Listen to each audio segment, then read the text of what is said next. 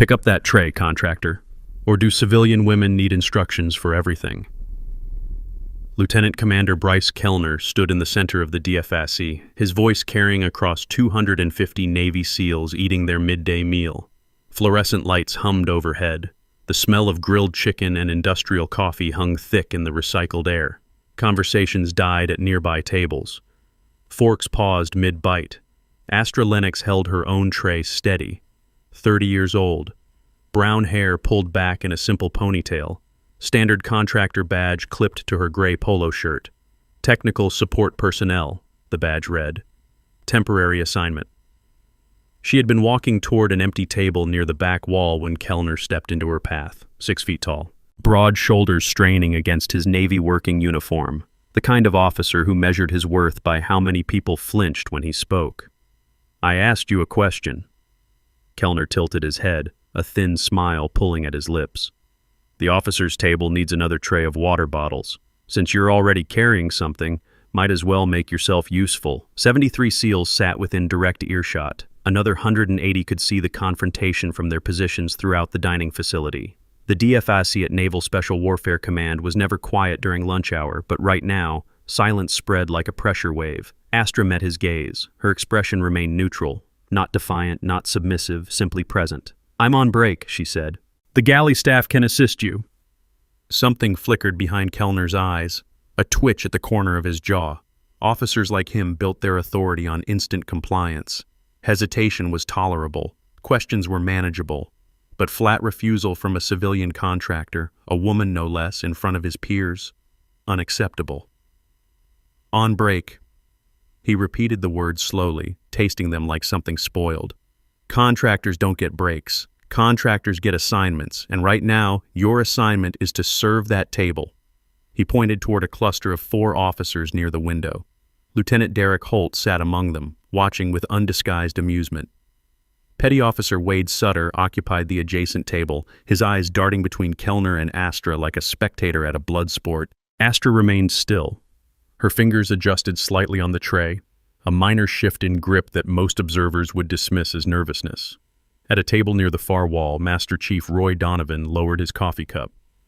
28 years in the Navy, 3 combat deployments, countless young operators trained under his supervision. He had seen nervous civilians before. He had seen scared contractors. He had seen people freeze under pressure. This woman was none of those things. Her grip on that tray was tactical, thumbs positioned for rapid release, weight balanced on the balls of her feet, shoulders loose but ready. Donovan narrowed his eyes. Kellner took 1 step closer, close enough that Astra could smell the coffee on his breath. "Let me make this simple for you." His voice dropped to a register meant to intimidate, meant to remind her of every advantage he held in this room: rank, gender, numbers. "You exist here because we allow it. You eat here because we tolerate it. And when an officer gives you a direct instruction, you follow it. That's how the real world works." Astra inhaled through her nose, held for 4 counts, exhaled through her mouth, 4 counts again. "I'm not military personnel," she said quietly. "I'm not under your command. You're on my base." Kellner's smile widened. "Everything on this base is under my command." Lieutenant Holt stood from his table, drawn toward the confrontation like a shark sensing blood. He was younger than Kellner, early 30s, with the kind of calculated cruelty that thrived in hierarchical environments. Where Kellner used rank as a weapon, Holt preferred social pressure. The whispered rumor, the public humiliation, the slow erosion of dignity through 1,000 small cuts. "Problem here, sir?" Holt positioned himself at Kellner's shoulder, completing the formation. 2 officers, 1 contractor, an audience of 250. "No problem." Kellner kept his eyes locked on Astra. "Our technical support specialist was just learning her place." "Ah." Holt nodded slowly, surveying Astra from head to toe. "The one from the equipment room. Heard she's been asking questions about the training schedules, poking around where civilians shouldn't poke." "Is that so?" Kellner raised an eyebrow. "Curious behavior for someone who fixes computers." Astra said nothing. Her silence seemed to irritate Kellner more than any response could have. He reached out and placed his palm flat against her tray. "Here's what's going to happen." He pushed down, forcing the tray toward the floor. You're going to set this down. You're going to walk to the galley. You're going to bring water bottles to my colleagues, and then you're going to thank me for giving you something productive to do." The tray tilted. Her meal began to slide. Astra released her grip. The tray clattered against the linoleum. Grilled chicken scattered across polished boots.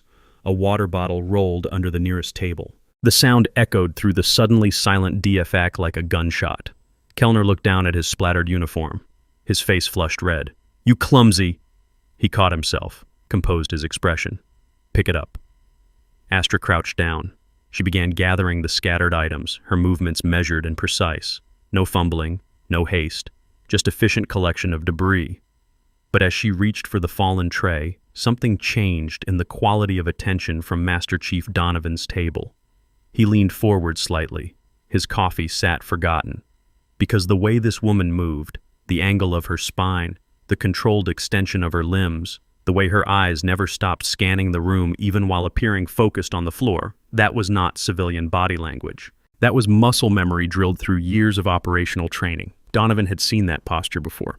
In operators, in spec ops personnel, in the quiet professionals who moved through the world's most dangerous spaces and came back with stories they could never tell. He said nothing, but he watched. Astra straightened, tray in hand. Food ruined, dignity intact. "There," Kellner said, satisfaction dripping from every syllable. "That's where you belong, on your knees, cleaning up messes, just like every other civilian who wanders into places they don't understand." He turned to address the watching SEALs. "Let this be a reminder. Standards exist for a reason.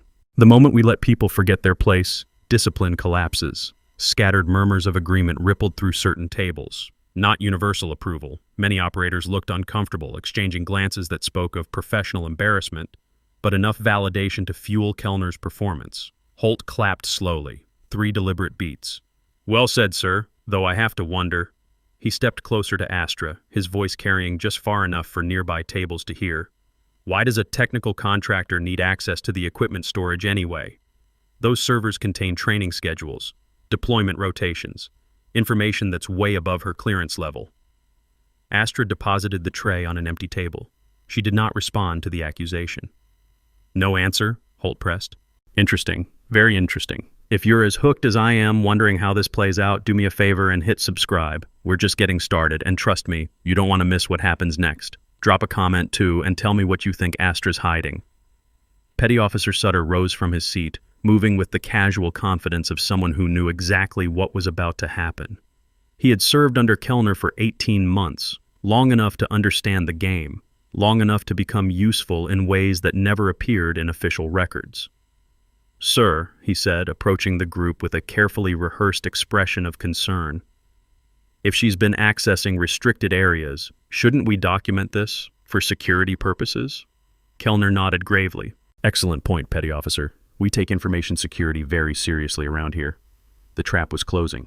Astra could see it in the synchronized movements, the too casual positioning, the way Sutter kept one hand near his pocket. This was not spontaneous confrontation. This was choreography. "I haven't accessed any restricted systems," she said evenly.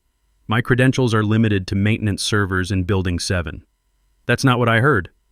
Holt pulled out his phone, making a show of scrolling through messages. "Got a report this morning. Someone matching your description was seen in the equipment storage area on level 2, right around 0430, before the regular staff arrived. I wasn't there." "Can you prove that?" Silence stretched between them. In the watching crowd, opinions divided along invisible lines. Some operators shifted uncomfortably, recognizing the mechanics of a setup. Others leaned in, eager for entertainment. Chief Warrant Officer Neil Pratt approached from the senior enlisted section. Mid-40s. Permanent scowl etched into weathered features. The kind of man who had built his career on suspicion and survived by trusting no one outside his immediate circle. "What's the situation?" He directed the question at Kellner, ignoring Astra entirely. "Potential security breach, Chief." Kellner kept his tone professional now, the earlier mockery replaced by studied concern. "This contractor may have accessed classified training materials without authorization." Pratt turned his scrutiny toward Astra. His eyes moved across her face, her posture, her hands, looking for tells, looking for weakness. "Contractors don't belong in secure areas," he said flatly. "Period. If she was there, that's a violation. If she wasn't, she needs to account for her whereabouts during the time in question. I was in my quarters. Astra's voice remained level. Alone. No witnesses then. Pratt's scowl deepened. Convenient. Sutter chose that moment to stumble. His shoulder bumped against Astra's arm, a contact so brief it could have been accidental.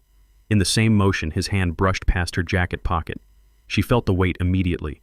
Something small and metallic, pressed into the fabric. Her pupils contracted slightly. The only visible reaction, she understood now, not just harassment. Evidence planting. A frame within a frame. I think we should search her. Sutter stepped back, his expression arranged into helpful concern. Just to be safe. If there's nothing to hide, she won't mind. Kellner pretended to consider this. That seems reasonable, Chief? Pratt nodded. Standard security protocol. If a civilian is suspected of unauthorized access, we have the right to conduct a search. This is harassment. Astra kept her hands visible, palms open. I'm filing a formal complaint. File whatever you want. Kellner's smile returned, sharper now. After the search. He reached for his radio. MP Station, this is Lieutenant Commander Kellner at DFAC North, requesting 2 officers for a security search of civilian personnel. Priority routine. The radio crackled acknowledgement. 2 minutes out. Astra calculated options. 250 witnesses. 4 hostile officers. Unknown number of sympathizers versus skeptics in the crowd. Physical resistance would confirm their narrative of guilt. Compliance would allow them to find planted evidence. Neither path led anywhere good. At his table, seaman apprentice Theo Vance gripped his fork hard enough to bend the plastic. 22 years old, 3 months into his first assignment, too junior to speak, too decent to stay silent. He had seen it. The bump, the hand movement, the way Sutter's fingers dipped and emerged just a fraction heavier. Vance opened his mouth. The SEAL beside him, a veteran with 11 years of service, placed one hand on his arm, shook his head once. The message clear. Not your fight. Not your career to risk. Vance closed his mouth. His jaw clenched. 2 military police officers entered the DFAC, specialist ranks, young but professional. They approached Kellner with appropriate deference. Sir, you called for a security search? This contractor, Kellner gestured toward Astra, suspected of unauthorized access to classified materials. Need you to conduct a standard search. The MPs exchanged a brief glance. Protocol was protocol. They had no authority to question an officer's request. Ma'am, the first MP addressed Astra directly, please extend your arms. This will only take a moment. Astra complied. Arms out, palms up, posture radiating cooperation. The second MP began the pat-down. Professional, by the book. Starting at the shoulders, moving down the torso. He stopped at her jacket pocket. There's something here. Kellner's expression shifted into theatrical concern. What is it? The MP reached in. His fingers emerged holding a small component. Black metal housing, green circuit board visible through transparent casing. The kind of specialized electronics that appeared on classified inventory lists. Looks like a signal processor module. The MP turned it over, checking for markings. These are restricted items, Building 7 equipment storage. Murmurs erupted throughout the DFAC. Accusations became confirmation. Suspicion became certainty. The narrative solidified in real time across 250 minds. Well, Kellner's voice carried righteous vindication. It seems our concerns were justified. Astra stared at the component. Her face betrayed nothing. That's not mine. It was in your pocket. Holt stepped forward, positioning himself for maximum visibility. In your pocket, in a secure military facility, with your hands caught in the cookie jar. Someone put it there. Of course. Kellner nodded with exaggerated sympathy. Someone else, always someone else. Never accountability, never personal responsibility. This is exactly the problem with civilians in operational environments. Chief Pratt moved to flank Astra's opposite side. I'm recommending immediate detention pending investigation. If she's been stealing classified equipment, who knows what else she's compromised. Agreed. Kellner reached for Astra's wrist. Let's not make this harder than it needs to be. His fingers closed around her forearm. And Master Chief Donovan stood. The movement drew attention. Donovan rarely stood during meals, rarely inserted himself into drama. His reputation was built on quiet competence, not public confrontation. But he was standing now, walking toward the group with measured steps, his coffee cup left behind on the table. "Hold on," his voice carried natural authority. 28 years of service compressed into 2 words. Kellner's grip loosened slightly. "Master Chief, is there a problem?" "Maybe." Donovan stopped 3 feet from the group, his eyes fixed on Astra, not accusatory, evaluating. "Before we drag a civilian into custody based on a pocket search, I'd like to understand the chain of events." "The chain of events is clear." Pratt crossed his arms. "She was in restricted areas. We found restricted equipment on her person, open and shut." "Was she observed in restricted areas? Directly observed?" Silence. "Lieutenant Holt mentioned a report," Kellner said carefully. "Someone matching her description."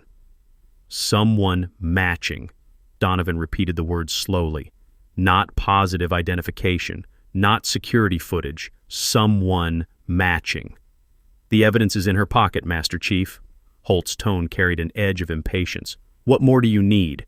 Donovan ignored him. He continued watching Astra, watching the way she held herself under pressure. The absolute stillness of someone who had learned to control physiological responses in situations far more intense than a dining facility confrontation. "What's your full name?" he asked her directly. "Astra Lennox." "Your position?" "Technical support contractor, temporary assignment." "How long have you been on base?" 11 days. Donovan processed this information. 11 days. A technical contractor. No history of security violations according to the usual channels. And yet she stood in the center of a manufactured crisis with the composure of a veteran interrogation subject. "Master Chief," Kellner's patience frayed visibly. "With respect, this isn't your jurisdiction. I've already requested MP involvement. The proper protocols are being followed." "Protocols?" Donovan finally turned his attention to Kellner. "Yes. Let's talk about protocols. Did you follow protocol when you ordered her to serve your table?" "Excuse me?" "I was sitting right there." Donovan pointed toward his abandoned coffee cup. "Clear line of sight. I saw you block her path. I heard you demand she perform service duties outside her contract specifications. I watched you deliberately cause her meal to fall." The temperature in the room shifted. Operators who had been passively watching now reassessed the situation. Context changed everything. "That's..." Kellner searched for footing. "That was a misunderstanding. She was disrespectful."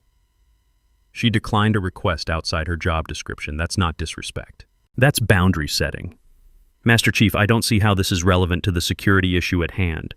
"It's relevant because it establishes pattern." Donovan stepped closer. Not threatening, just present. A civilian contractor refuses to be humiliated. Suddenly she's accused of espionage.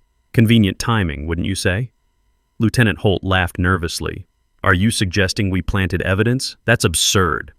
"I'm suggesting we verify before we vilify." Donovan looked at the MPs. "Has anyone checked the access logs, security cameras, actual forensic confirmation that this woman was in the areas she's accused of entering?" The MPs exchanged uncertain glances.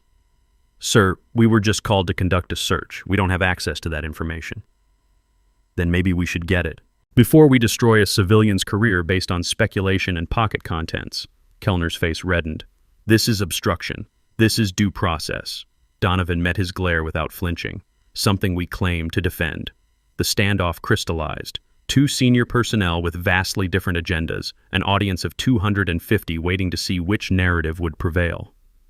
Astra remained motionless at the center. Her breathing stayed controlled. Her expression remained neutral. But behind her eyes, calculations ran at rapid speed. She had prepared for discovery. She had not prepared for defenders. Chief Pratt broke the tension. "Fine. We'll check the logs. But she stays here until we confirm her whereabouts. If the story doesn't match, we proceed with detention." "Fair enough." Donovan nodded once. "Someone pull the access records for Building 7 equipment storage. Timestamp 0430 this morning. Let's see what the data actually shows." An operator at a nearby table stood, Petty Officer 2nd Class, communications specialist based on his badge. "I can pull that from the security terminal in the admin office. 5 minutes." "Do it." The operator hurried out. The DFIC held its breath. Kellner leaned close to Astra, lowering his voice to a register only she could hear. It doesn't matter what the logs show. We'll find something. We always find something. People like you don't survive places like this. Astra turned her head slightly, met his eyes. People like me, she said quietly, built places like this. Something flickered in Kellner's expression. Confusion? Recognition? He pulled back, unsettled without understanding why. The minutes stretched. Operators finished meals they no longer tasted. Conversations resumed in hushed fragments. Theories circulated through whispered networks. Seaman Vance remained frozen at his table, the image burned in his mind, Sutter's hand dipping toward her pocket, the deliberate brush disguised as accident. He knew what he had seen, he knew what it meant, but speaking meant confronting officers, contradicting authority, risking everything he had worked for over a single moment of witnessed injustice. Drop a comment. What would you do if you saw someone being framed? Would you speak up or protect yourself? I genuinely want to know. And if you're enjoying this story, that subscribe button really helps the channel grow. The communications specialist returned. His face carried the expression of someone holding volatile information. I pulled the logs. He approached Donovan, deliberately bypassing Kellner. Building 7 equipment storage, 0430 to 0600. And 3 personnel accessed that area during the time frame. The specialist consulted his tablet. Petty Officer Wade Sutter at 0442, Lieutenant Derek Holt at 0515, and Chief Warrant Officer Pratt at 0531. Silence crashed through the DFAC. Donovan turned slowly toward the 3 named individuals. Interesting. No contractor access logged, but 3 personnel who are currently accusing her were present during the exact window in question. Kellner's jaw tightened. There must be an error. She could have piggybacked, followed someone through a door. With what credentials? Donovan gestured toward Astra's badge. Contractor cards don't open secure storage areas. The system would have logged any attempt. There's nothing. Then she found another way in. Or she was never there. Donovan let the statement hang. And someone who was there planted that component to create a convenient scapegoat. The accusation landed like a grenade. Operators throughout the DFAC began reassessing positions. The narrative that had seemed so clear moments ago now fractured into competing possibilities. Lieutenant Holt stepped forward, aggression masking uncertainty. This is character assassination. We're commissioned officers. Our word carries weight. Weight that should be verified by evidence. Donovan did not retreat. Right now, the only evidence we have points at you, not her.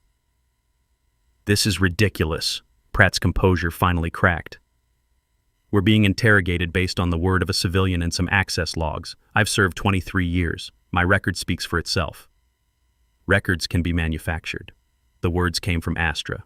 Every head turned.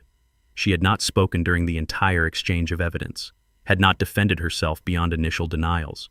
Now she stood with quiet certainty, as though the chaos around her was merely background noise to a larger operation. What did you say? Kellner's voice dropped to dangerous registers. Records can be manufactured. Astra met his gaze steadily. Accusations can be coordinated, evidence can be planted, but the truth has a way of surfacing, usually when the people hiding it feel most secure. Is that a threat? It's an observation. Kellner moved toward her. 2 steps. 3. His hand raised, not quite a fist, but close. You have no idea who you're dealing with. Astra did not step back. I know exactly who I'm dealing with. The words carried weight that exceeded their content. Donovan heard it. A few senior operators heard it. Something beneath the surface. Something waiting. One of the MPs cleared his throat. Sir, given the conflicting evidence, I'm not comfortable proceeding with detention without further investigation. We should escalate this to the security officer. I am the senior officer present. Kellner did not break eye contact with Astra. I'm making the call. With respect, sir, detaining a civilian without clear evidence could create liability issues. If the logs don't support the accusation, and she files a complaint, let her file. Sir. The second MP joined his colleague. We need to document this properly. If you want to proceed, we'll need your authorization in writing, with witnesses. Kellner hesitated. Written authorization meant accountability. Paper trails meant exposure. If the frame collapsed under scrutiny, his signature would be the anchor dragging him down. Fine. He stepped back. She's confined to quarters pending investigation. No access to any facility beyond her assigned building. MPs will escort her. That's outside protocol for contractor personnel, Donovan interjected. You don't have authority to confine civilians without base commander approval. Then I'll get approval. Captain Ashford is off base until 1400. You'll have to wait. Kellner's frustration boiled visibly beneath his professional mask. Every obstacle, every delay, every procedural technicality that prevented him from eliminating the problem standing in front of him. Astra watched his struggle with detached interest, like a scientist observing a predictable reaction in a controlled experiment. I'll wait in my quarters, she offered, voluntarily. No need for escort or formal confinement. When Captain Ashford returns, I'll make myself available for questioning. The offer was tactically perfect. Cooperation without capitulation, compliance without admission. Donovan almost smiled. That's acceptable. Kellner managed the words through clenched teeth. But if you're not there when the investigation proceeds, it'll be treated as evidence of guilt. Understood. Astra turned and walked toward the DFAC exit. 250 pairs of eyes followed her movement. Straight spine, measured steps, no hurry, no fear. She passed Seaman Vance's table without acknowledgement. But in the brief moment when her angle blocked her face from officer view, she gave him the smallest nod, a recognition, a message. Then she was through the doors and gone. The DFS erupted in murmured speculation. Operators clustered in groups, dissecting every detail. Opinions fragmented along predictable lines. Loyalty to officers versus suspicion of convenient accusations. Career preservation versus abstract principles of fairness. Kellner watched the exit where Astra had disappeared. His expression suggested unfinished business, interrupted agenda, plans requiring revision. This isn't over, he said quietly to Holt. Not by a long shot, Holt agreed. She knows something. Did you see the way she looked at us? I saw it. We need to move faster, before Ashford gets back. Kellner nodded slowly. Get Sutter. Meet me at Building 7 in 30 minutes. If she won't give us a reason to remove her, we'll create one. The three officers dispersed through separate exits. Professional distance maintained. Collaboration invisible to casual observers. Master Chief Donovan remained at his table. His coffee had long gone cold. His appetite had evaporated. But his attention stayed fixed on the empty space where Astra Lennox had stood. 28 years of service had taught him to recognize the unusual. The misplaced detail, the behavior that didn't match the cover story, technical support contractor, temporary assignment, 11 days on base. But she had responded to threat like someone who had faced much worse. She had processed information like someone trained to operate in hostile environments. She had controlled her physiological responses like someone who had undergone resistance training. Donovan pulled out his phone, scrolled through old contacts, found a number he had not called in 4 years. He typed a brief message. Need background check on civilian contractor. Name, Astra Lennox. Something doesn't add up. Send. He pocketed the phone and stood. The investigation was no longer about a planted component. It was about identity, about the gap between what appeared and what existed. And Donovan had a feeling that gap was about to crack wide open.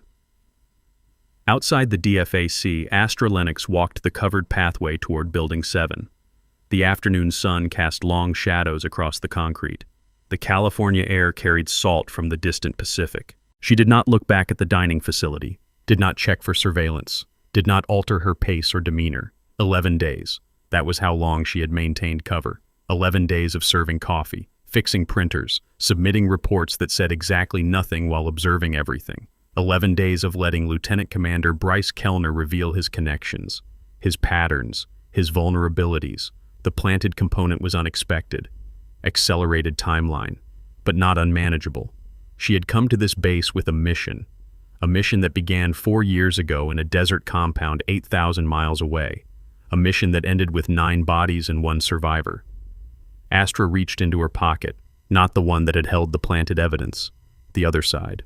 Her fingers closed around cold metal, a challenge coin, unmarked on the surface. But the serial number etched into its rim corresponded to exactly 1 entry in a classified database. Shadow 6. Disavowed. Non-existent. She had worn their contempt like armor for 11 days. Let them mock, let them underestimate, let them feel so secure in their superiority that they stopped watching their own vulnerabilities. The man who betrayed her unit was on this base. The evidence she needed was within reach, and the officers who had just tried to frame her had no idea they were performing exactly according to plan. Astra allowed herself one small smile, brief, private, gone before anyone could witness. Then she entered Building 7, closed the door behind her, and began preparing for the next phase. The hunt was not over. It was just beginning. In the DFACS, Seaman Vance stared at his untouched food, the image replayed in his mind. Sutter's hand, the planted evidence, the accusation that had nearly destroyed an innocent woman. He had seen it. He knew the truth. And he had said nothing. The veteran beside him clapped his shoulder. "You made the right call, kid. Getting involved in officer business is career suicide. Whatever's happening there, it's above your pay grade." Vance nodded mechanically, but the words felt hollow. The justification felt thin. He had joined the Navy to serve something larger than himself, to stand for principles that mattered, to be part of something honorable. Today, he had watched injustice unfold and chosen self-preservation over integrity. The food tasted like ash. The uniform felt heavier than it had that morning. Somewhere in this base, a woman he did not know was being hunted by men who had already demonstrated their willingness to fabricate evidence, and he held information that could help her. Vance pushed his tray away, stood, walked toward the exit. He did not know what he would do next, did not know if courage would outweigh fear when the moment came. But he knew one thing with absolute certainty. This story was not finished, not even close. The afternoon shadows lengthened across Naval Special Warfare Command. In Building 7, Astra Lennox reviewed encrypted files on a hidden partition of her personal device. In the officers' quarters, Kellner coordinated with Holt and Sutter for their next move. In the communications center, Master Chief Donovan waited for a response to his background inquiry. And in a junior enlisted barracks, Seaman Apprentice Theo Vance sat on his bunk, holding his phone, trying to decide whether truth was worth the cost of speaking it. The pieces were in motion. The players had revealed their positions. The trap was set, though which side had set it remained unclear. What happened next would determine whether justice prevailed or power protected its own. One thing was certain. When the truth finally surfaced, nothing on this base would ever be the same. The communications specialist returned to the DFAC. His face carried the expression of someone holding volatile information. 250 SEALs watched him approach. Conversations had resumed in hushed fragments, but every eye tracked his movement toward Master Chief Donovan. "I pulled the logs." He deliberately bypassed Kellner, addressing Donovan directly. "Building 7 equipment storage, 0430 to 0600. And 3 personnel accessed that area during the time frame." The specialist consulted his tablet. Petty Officer Wade Sutter at 0442, Lieutenant Derek Holt at 0515, and Chief Warrant Officer Pratt at 0531. Silence crashed through the DFAC like a detonation. Donovan turned slowly toward the 3 named individuals. "Interesting. No contractor access logged. But 3 personnel who are currently accusing her were present during the exact window in question." Kellner's jaw tightened. "There must be an error. She could have piggybacked, followed someone through a door." "With what credentials?" Donovan gestured toward Astra's badge. "Contractor cards don't open secure storage areas. The system would have logged any attempt. There's nothing." Then she found another way in. "Or she was never there." Donovan let the statement hang, and someone who was there planted that component to create a convenient scapegoat. The accusation landed with devastating precision. Operators throughout the DFAC began reassessing positions. The narrative that had seemed so clear moments ago now fractured into competing possibilities. Lieutenant Holt stepped forward, aggression masking uncertainty. "This is character assassination. We're commissioned officers. Our word carries weight. Weight that should be verified by evidence." Donovan did not retreat. "Right now, the only evidence we have points at you, not her." "This is ridiculous," Pratt's composure cracked. "We're being interrogated based on the word of a civilian and some access logs." Kellner had heard enough. The situation was spiraling beyond his control. Every second of delay allowed more questions to surface, more doubts to form, more witnesses to reconsider their assumptions. He needed to end this, now. "Enough." His voice cut through the murmurs. This woman is a security threat. The evidence was found on her person. We're detaining her immediately. He stepped toward Astra. His hand shot out and grabbed her wrist with bruising force. You're coming with us, willingly or otherwise. Astra did not resist, did not pull away, simply stood with absolute stillness as his fingers dug into her forearm. Let go. Her voice remained calm, almost gentle. Or what? Kellner twisted her arm, forcing her to turn. His other hand reached for the restraints on his belt. You'll file a complaint? Report me to someone who cares? He yanked her arm upward, positioning for the cuff. The fabric of her sleeve tore. The sound was small, insignificant, lost in the ambient noise of the dining facility. But what emerged from beneath the ripped cotton was anything but insignificant, black ink on pale skin. A triangle containing 3 parallel lines. Below it, a serial number in military block font. 8 digits that corresponded to exactly one classified database in the entire Department of Defense. Kellner's grip loosened. His face cycled through confusion, recognition, and something that looked remarkably like terror. The DFAC went absolutely silent. Not quiet. Silent. The kind of silence that follows artillery impact, the kind that precedes earthquakes. Someone's fork clattered against a metal tray. The sound echoed like a gunshot. Then another utensil fell, and another. 250 Navy SEALs stared at the tattoo on Astra Lennox's forearm. Most had no idea what they were seeing, but they understood they were witnessing something that would be discussed in whispered conversations for years to come. Master Chief Donovan rose from his seat. The movement was slow, deliberate, the posture of a man confronting something he had believed impossible. His face had gone pale. That insignia, his voice carried across the silent room. Shadow 6 was declared non-existent. Every member listed as killed in action. There were no survivors. Astra turned to face him. Her torn sleeve hung open, the mark visible to everyone in the room. There was one. The words detonated across 250 minds simultaneously. Donovan moved closer. His hand trembled slightly as he approached. 28 years of service, countless classified briefings, but nothing had prepared him for this moment. I signed those death certificates myself. 4 years ago, I authorized the file sealing. His eyes met hers, recognition dawning like sunrise over a battlefield. You're supposed to be dead. Supposed to be. Kellner finally found his voice. This is ridiculous. Anyone can get a tattoo. She probably found the design online. Copied it to give herself some kind of fake credibility. The denial sounded hollow, even to his own ears. Astra reached into her pocket, the one that had not contained the planted evidence. She withdrew a challenge coin, dark bronze patina, no visible markings on either face. She placed it on the nearest table, serial number facing up. Check the number against the one on my arm. Donovan leaned close. His lips moved silently as he compared the digits. 8 characters matching perfectly across 2 separate artifacts. When he straightened, his expression had transformed completely. The skepticism that had lingered beneath his recognition finally dissolving into absolute certainty. These serial numbers are from sealed records. His voice carried the weight of dawning comprehension. Numbers that only exist in one classified database. Numbers that I personally verified 4 years ago when I processed the casualty reports for Operation Carthage. The name struck the room like a physical blow. Operation Carthage. Every SEAL in the facility knew that name. Worst special operations loss in a decade. 9 operators killed when their position was compromised. A failure that had triggered investigations, reviews, and reforms across the entire special operations community. And now a woman bearing the insignia of that doomed unit stood in their dining facility, alive, undercover, accused of crimes by officers who suddenly looked very different in the harsh fluorescent light.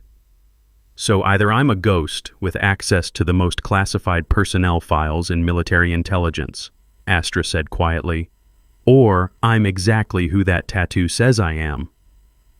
Kellner's face had lost all color, his confident sneer replaced by the expression of a man watching his carefully constructed reality collapse. This proves nothing. You could have stolen those numbers, hacked a database, then verify. Astra's voice remained level, almost gentle. Call Naval Intelligence. Give them the serial. Ask who it belongs to. I'll wait. Donovan pulled out his phone. His fingers moved across the screen with practiced efficiency. "This is Master Chief Donovan, service number 74268. I need verification on a personnel serial from sealed records. Priority immediate." He read the 8 digits. Waited. The DFAC held its collective breath. 250 operators frozen in place. Trays forgotten. Meals cooling. Every sense focused on the drama unfolding before them. 30 seconds passed. 45. A minute. Then Donovan's face shifted, the last traces of doubt evaporating. "Understood. Yes, confirmed." He ended the call, turned to face the room with the gravity of someone delivering news that would reshape everything. "The serial belongs to Lieutenant Astra Lennox, Shadow 6 operative, declared killed in action during Operation Carthage. Status amended to disavowed effective 14 months ago." He paused. "Highest classification level, eyes only." The words landed like artillery shells across the silent dining facility. Lieutenant Holt backed away, his earlier bravado evaporating entirely. Sutter looked physically ill. His role in the framing suddenly illuminated in the worst possible light. Chief Pratt stood frozen, calculating the damage to his own position. And Kellner stood with the expression of a man watching his entire world restructure around a single impossible truth. Donovan turned to the MPs who still flanked Astra. "Stand down." The command carried absolute authority. "Release her immediately." The MPs stepped back without hesitation. The dynamics had shifted too dramatically for them to question orders from a Master Chief who clearly understood something they did not. Astra rolled her torn sleeve higher, let the full tattoo become visible. The unit insignia, the serial number, the mark of an organization that had never officially existed. "You." Kellner's voice emerged strangled. "You've been here for 11 days. Watching us." "Yes." "Why?" Astra retrieved her coin from the table, turned it slowly between her fingers. 4 years ago, my unit was ambushed. 9 operators died. The mission was compromised from inside. Someone sold our coordinates to the enemy. She met Kellner's eyes. "I've spent every day since then hunting the source of that leak." Donovan's expression hardened. "You're saying we have a traitor in this command?" "I'm saying I've found him." Astra's gaze never left Kellner. "The question is whether he's going to confess voluntarily or whether I'm going to have to show everyone exactly what I found." Murmurs erupted throughout the DFAC, 250 operators processing the accusation, the implications rippling outward through professional networks and personal loyalties. Kellner's composure cracked completely. "This is insane. I'm a decorated officer, 15 years of service, multiple commendations. You can't just walk in here and—" "I can do exactly what needs to be done." Astra's voice cut through his protests. "I've spent 11 days documenting your communications, your schedules, your patterns. I know about the encrypted messages to external contractors. I know about the payments routed through offshore accounts. I know about the training data you've been selling." The temperature in the room plummeted. Sutter's eyes widened. "Sir, is this true?" "Of course not. She's lying, manufacturing evidence just like we—" Kellner stopped, realized what he had almost admitted. "Just like you manufactured evidence against me?" Astra tilted her head. "That component in my pocket, the false accusation of unauthorized access, the coordinated humiliation campaign designed to discredit a witness before she could testify." "I don't know what you're talking about." Seaman apprentice Theo Vance stood up. The movement drew attention across the DFS, a junior sailor rising in the middle of a confrontation between senior personnel. Career suicide by any conventional measure. But Vance had watched the entire morning unfold, had seen the setup, had witnessed the execution, had chosen silence when courage was required. Not anymore. "I do." His voice came out stronger than expected. "I saw Petty Officer Sutter plant the component. In this room, he bumped into her and put something in her pocket. I watched it happen." Every head turned. Sutter's face drained of color. "That's a lie. He's covering for her." "I have no reason to cover for anyone." Vance stepped into the aisle between tables, junior rank surrounded by senior personnel, career on the line with every word. "I joined the Navy to serve honorably, not to watch innocent people get framed." The testimony shifted the room's gravity. Corroboration from an unexpected source. Witness to the exact act that had nearly succeeded in destroying Astra's cover. Kellner turned on Sutter. "You idiot. I told you to be subtle." The admission hung in the air, recorded by 250 pairs of ears, witnessed by an entire dining facility full of special operators. Kellner realized his mistake too late. "That's not what I meant. I was speaking hypothetically." "Save it." Donovan's voice carried the finality of a cell door closing. "Lieutenant Commander Kellner, you are hereby relieved of duty pending investigation." Petty Officer Sutter, same applies. "Lieutenant Holt, you will surrender yourself to the security officer immediately." "You don't have the authority." "I have exactly the authority I need." Donovan pulled his phone again. "And Captain Ashford will confirm it the moment I reach him." As if summoned by the words, the DFAC doors opened. Captain Leonard Ashford entered with 2 security personnel flanking him. Gray hair cropped close, weathered face carrying the weight of 27 years of command decisions.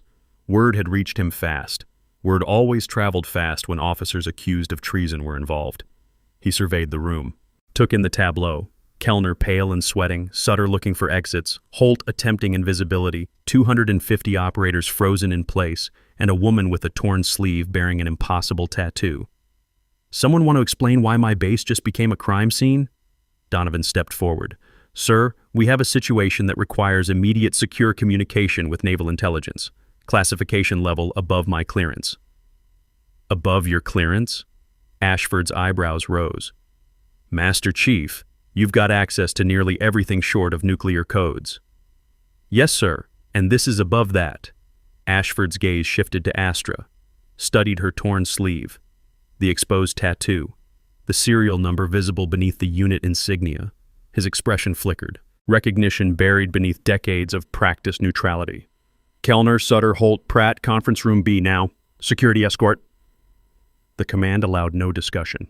"Master Chief, this woman, my office. Everyone else, finish your meals and clear out. This facility is secured for the next 2 hours."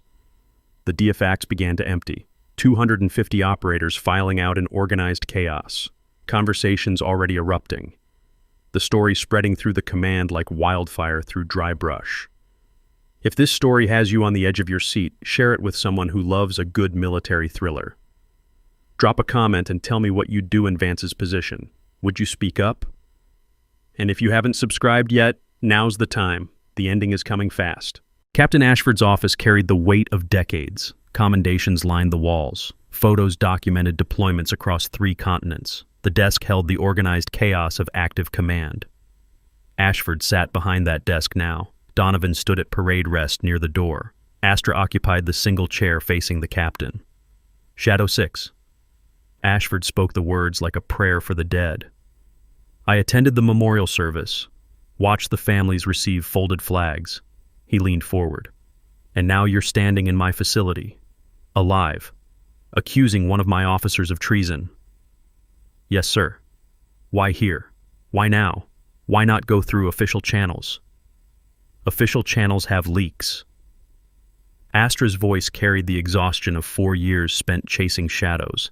The original investigation was compromised. Evidence disappeared. Witnesses recanted. Someone inside the system protected him every time we got close. "So you went outside the system." "I became the system." She touched her tattoo.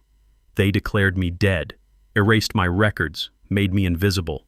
And invisible operators can go places official investigators cannot." Ashford absorbed this. Calculated implications. "If you're right about Kellner, this goes beyond my authority to resolve. We're talking federal charges, possible connection to larger networks." "I know." Astra met his gaze. "That's why I need 30 minutes. "For what?" "Kellner's phone contains encrypted communications with his handlers. The moment he realizes he's truly exposed, he'll trigger a remote wipe. I need access to the base server room to intercept the data before it's destroyed." "You want me to authorize an intelligence operation based on your word alone?" "I want you to authorize the protection of evidence that will convict a traitor." Astra's voice hardened. 30 minutes. If I'm wrong, you can hand me over to whatever authority you choose. But if I'm right, and that data disappears, the people who killed my unit stay free. More operations get compromised. More soldiers die. Ashford turned to Donovan. "Your assessment." "She's genuine, sir. Everything I've observed confirms operational training and clearance consistent with her claimed identity, and the evidence against Kellner is compelling. Ashford nodded slowly, a decision crystallizing. The server room requires dual authorization, my code and a second officer. He paused. Lieutenant Holt has the secondary credentials. Holt is compromised. I know, but his credentials still function, which means we need him to cooperate. Astra allowed herself a small, grim smile. I think I can motivate him. Conference room B held the smell of fear and stale coffee. Lieutenant Derek Holt sat alone at the long table. Sutter and Kellner had been separated into different holding areas, standard procedure for suspected conspirators. The door opened. Astra entered, sleeve still torn, tattoo visible. Behind her, Captain Ashford and Master Chief Donovan formed a wall of authority. Holt stood reflexively. Lieutenant, Ashford's voice carried no warmth. You're facing serious allegations. Conspiracy to frame a federal operative, obstruction of justice, potentially accessory to treason. Sir, I was following orders. Kellner said that planting evidence on civilians was acceptable, that harassment campaigns were standard leadership. Holt's mouth opened, closed. No sound emerged. Astra stepped forward. Here's what's going to happen. You have information I need. Specifically, your authorization codes for the base server room. You can provide them voluntarily and receive consideration when this goes to court. Or you can refuse, and the investigation focuses very specifically on your role in everything. I didn't know what Kellner was really doing, the classified stuff, the selling information. I thought it was just base politics. Then prove it. Astra's voice softened fractionally. Help us access the server before Kellner destroys the evidence. Show the investigators you chose the right side when it mattered. The calculation played visibly across Holt's face. Self-preservation warring with loyalty to a commander who had already implicated him. Self-preservation won. What do you need me to do?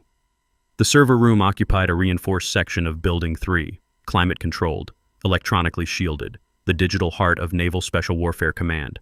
Astra moved through the door with Holt's codes validated. Donovan accompanied her. Ashford remained outside, coordinating the broader response. Rows of server racks hummed with perpetual activity. Blue lights flickered in patterns representing terabytes of sensitive data. The communication intercepts route through this terminal. Astra approached a workstation near the far wall. Her fingers moved across the keyboard with signals intelligence fluency. Kellner's been careful, encrypted everything, but encryption leaves traces. How long? 20 minutes if I'm fast, 30 if his protocols are better than expected. Donovan positioned himself near the door. Guard duty. Astra's fingers flew, code scrolling across screens, firewalls probed and bypassed. 12 minutes in, an alert flashed. He's trying to wipe remotely. Her voice stayed calm. Someone got word to him. Can you stop it? Already did. Mirrored the data to an isolated partition before the wipe command executed. A thin smile. He just deleted empty folders. 17 minutes. Data extraction complete. Astra removed a secure drive from the terminal. 4 years of communications, financial records, coordination with external handlers, names, dates, amounts. She exhaled slowly. Enough to convict him. Enough to find whoever else is involved. And your team? Does this explain what happened to them? Astra's expression flickered, the professional mask slipping for just a moment. It explains who sold us out.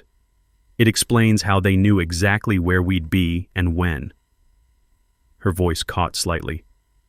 It doesn't bring them back. No. Donovan's voice softened. But it gives them justice. That counts for something.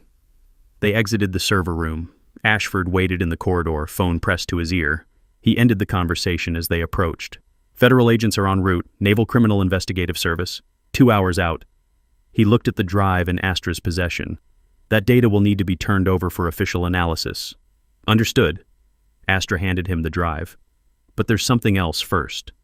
What?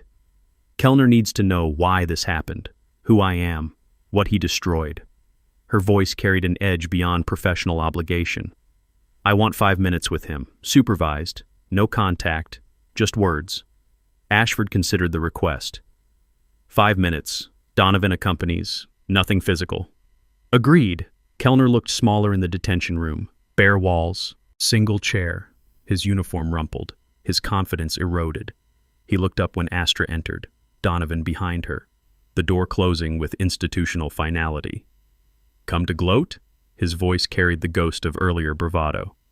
Astra pulled a chair from the corner, positioned it 3 feet from where he sat. Do you remember Operation Carthage? The question caught him off guard. Everyone remembers Carthage. Worst special operations loss in a decade. 9 operators killed when their position was compromised. Do you remember how it was compromised? Kellner's expression flickered. A tell. Microscopic but visible. Intelligence failure. That's what the report said. Intelligence failure. Astra repeated the words slowly. That's what they told the families. That's what they told Congress. A sterile phrase that meant nothing and protected everyone. She leaned forward. But you know what really happened. Because you made it happen. I don't know what you're talking about. You sold the coordinates, routed the information through cutouts to a hostile contractor network, collected payment through offshore accounts. Astra's voice remained level. 9 people died because you wanted money. My team. My family. Kellner's composure cracked, the denials dying before they reached sound. You can't prove any of that. I already have. The data's been extracted. Every communication, every transfer. That evidence is inadmissible. Your lawyers will have their hands full explaining 23 separate felonies. Astra cut through his deflection. But I didn't come here to discuss legal strategy. Then why? Astra was silent for a moment. When she spoke again, her voice carried something quieter and more devastating. I came to tell you their names. Kellner blinked. What? The people you killed. You probably never learned their names. They were just coordinates to you. Astra's eyes held his. Chief Warrant Officer James Reeves. He had a daughter. She was 6 years old when she stopped having a father. Stop. Sergeant First Class Maria Santos. Her mother received a folded flag and no explanation. I said stop. Petty Officer David Chen, Staff Sergeant Robert Huang, Lieutenant Junior Grade Patricia Walsh, Technical Sergeant William O'Brien, Senior Airman Jennifer Martinez, Master Sergeant Thomas Jackson, Chief Petty Officer Amanda Brooks. 9 names, 9 lives, 9 futures erased for money. Kellner's head dropped. His hands trembled. I didn't know it would. You didn't know betraying their position would get them killed? Astra's voice sharpened. You didn't understand that selling coordinates to hostile forces might result in an ambush? It wasn't supposed to be like that. They told me it was just intelligence exchange. Intelligence exchange. The contempt in Astra's voice could have stripped paint. Is that what you told yourself? When the families cried? When you watched colleagues mourn people you murdered? I didn't murder anyone. You gave their locations to people who did. Astra stood. That's the same thing. She walked toward the door, paused with her hand on the handle. I spent 4 years becoming a ghost to find you. 4 years of letting people like you dismiss me as worthless. She turned to look at him one final time. I wore your contempt like armor. Every insult brought me closer to this moment. Kellner had no response. Why? The word emerged broken. Why not just report me through channels? Because traitors only reveal themselves when they think no one is watching, and because 9 people deserved better than a compromised investigation that would let you walk free. She stepped through. Donovan followed. The door sealed behind them. Outside Building 3, the sun descended toward the Pacific. Golden light painted the base in colors too beautiful for a day marked by revelation. Captain Ashford stood with Donovan and Astra in a small courtyard. Federal agents confirm receipt of the evidence package. Initial analysis supports everything you documented. They're preparing warrants. For Kellner? For Kellner and 7 others. The network was larger than anyone suspected. Ashford paused. Your investigation may have uncovered one of the most significant breaches in special operations history. Astra absorbed this without visible reaction. What happens now? Now you have choices. The intelligence community wants to debrief you. Your disavowed status can be reversed. There's talk of commendation. Commendation. The word tasted strange. For spending 4 years pretending to be dead? for spending 4 years hunting a traitor that official channels failed to catch. Ashford's expression softened. You achieved what entire task forces could not. Across the courtyard, Seaman Apprentice Vance approached with tentative steps. Sir, he addressed Ashford, but his eyes moved to Astra. I needed to say something. Go ahead. Vance straightened. In the DFAC, when I saw what they were doing, I almost stayed quiet, almost protected myself instead of telling the truth. He met Astra's gaze. I don't know if my testimony mattered, but I wanted you to know that I'll never make that choice again. What you did, standing there and taking it, knowing what you knew, that taught me something about strength I'll carry forever. Astra studied the young sailor. Your testimony mattered. It corroborated the framing, established pattern of behavior, and it showed that not everyone was willing to watch injustice happen in silence. Vance's shoulders relaxed. Thank you for not giving up. Not everyone was against me. Astra glanced at Donovan. Some people see clearly even when others choose blindness. Seaman, your actions today will be noted in your service record. Positively noted. Thank you, sir. Vance saluted and departed. Kids like that give me hope. Donovan's voice carried unexpected sentiment, willing to risk their careers for principle. The next hours passed in bureaucratic rhythm. Statements recorded, evidence cataloged, military justice grinding into motion with the deliberate pace of systems designed to crush mountains given sufficient time. Kellner was transferred to federal custody, hands secured, eyes hollow. The confident officer who had demanded a woman kneel before him now shuffled toward a future measured in prison years. Sutter broke quickly under interrogation. Named names, detailed operations, traded information for consideration that would prove insufficient. Holt's cooperation earned different treatment, still facing charges, but the kind that might result in discharge rather than incarceration. The reward for choosing the right side at the critical moment. Pratt faced administrative review, his role less clear, his future uncertain, the price of following without questioning. And through it all, Astra Lennox sat in interview rooms answering questions, providing context, filling gaps in a narrative that spanned 4 years and cost 9 lives. If you want to see how this ends, subscribe and turn on notifications. We're almost at the finish line. And drop a comment. What do you think happens next? I read every single one. Near midnight, the interviews concluded. Astra walked alone through the base, past darkened buildings and quiet barracks, past the DFS where everything had begun that morning, past the checkpoint where she had first entered 11 days ago. She stopped at the memorial wall near the main gate. Bronze plaques listing names of fallen warriors, operations that could never be discussed, sacrifices never publicly acknowledged. 9 names were not on this wall. Shadow 6 remained classified even in death. Their memorial existed only in sealed files and the memories of those cleared to know they had ever existed. Astra pressed her palm against the cold bronze. I found him. The words emerged as whisper. It took longer than I promised, but I found him. No response came from the metal wall. None was expected. I don't know if this is enough. Justice feels smaller than I imagined. She closed her eyes. But it's something real. Footsteps approached behind her. Donovan. She recognized the cadence without turning. Thought I'd find you here.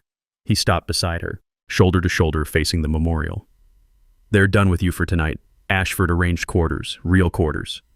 That's kind of him. It's deserved. Donovan was quiet for a moment. I meant what I said earlier, about justice counting for something. I know. And there's something else. He reached into his pocket, withdrew a coin, her coin, the one that had been logged into evidence. I had them release it back to you. Astra accepted the coin, cold metal warming in her palm. Shadow 6 was legendary, even in circles where most legends never get told. Donovan turned to face her. I'm honored to have met one of you. The others were better than me, faster, smarter. Her voice carried distant grief. I survived because I happened to be in the wrong position when the attack came. That's luck. Maybe. Or maybe you survived because you were meant to finish what they couldn't. He stepped back. Welcome back, soldier. Then he walked into the darkness, leaving Astra alone with the memorial. She stood there for a long time, watching stars emerge above the Pacific, listening to the distant sound of waves against the shore. The hunt was over, the traitor caught. Justice served through channels both official and invisible. In the morning, Captain Ashford would announce new security protocols, anonymous reporting channels, mandatory ethics reviews, the institutional response to institutional failure. Seaman Vance would receive a commendation for moral courage, the first of many recognitions in a career that would span decades. Master Chief Donovan would retire 6 months later, satisfied that his final act of service had been supporting truth when truth was inconvenient. Kellner would face trial, 23 federal charges, evidence so comprehensive that his lawyers would eventually recommend a plea deal. 30 years minimum, no possibility of parole for the first 20. Sutter would testify against his former commander in exchange for reduced sentencing. His Navy career over, his reputation destroyed, the price of following orders without questioning their source. The families of Shadow 6 would receive classified briefings, not public acknowledgement. That remained impossible, but private confirmation that justice had been served, that their loved ones had not been forgotten, that someone had kept hunting when the official investigation had failed. 9 families, 9 moments of closure that could never fully heal the wound but might allow it to finally scar over. But as Astra turned to leave, her phone vibrated. A message from an encrypted source. No sender identification, just coordinates and a time. Package intercepted, rendezvous Pier 7, 0300. Astra stared at the screen. The familiar pattern of operational communication, the kind that had defined her life before Shadow 6 was declared dead. Someone knew who she was. Someone wanted to meet. The investigation into Kellner was complete, but the network he had served remained largely unidentified, 7 others facing warrants. Unknown numbers still in shadow. The contractors who had received the intelligence, the handlers who had coordinated the payments, the architects of a system designed to profit from betrayal. She had told Ashford she wanted choices. Here was one. Astra pocketed the phone, looked once more at the memorial wall. Then she walked toward the base exit, toward Pier 7, toward whatever came next. The mission had changed, but it was not finished, not even close. The access logs for that night would show one anomaly, a 3-minute gap during shift change at the main gate, the kind of discrepancy that happened occasionally in complex security systems. No one would ever determine who erased those 3 minutes, or why. The story of Shadow 6 continued in places no official record would ever capture, written in actions rather than words, measured in justice delivered rather than medals awarded. And somewhere in the darkness between documented and denied, Astra Lennox moved toward her next objective. Because justice, as she had learned, was never loud. It was patient. Every soldier carries a story that few ever hear. Listen with your heart. Thank you for staying and watching. Subscribe to MVB Story for more.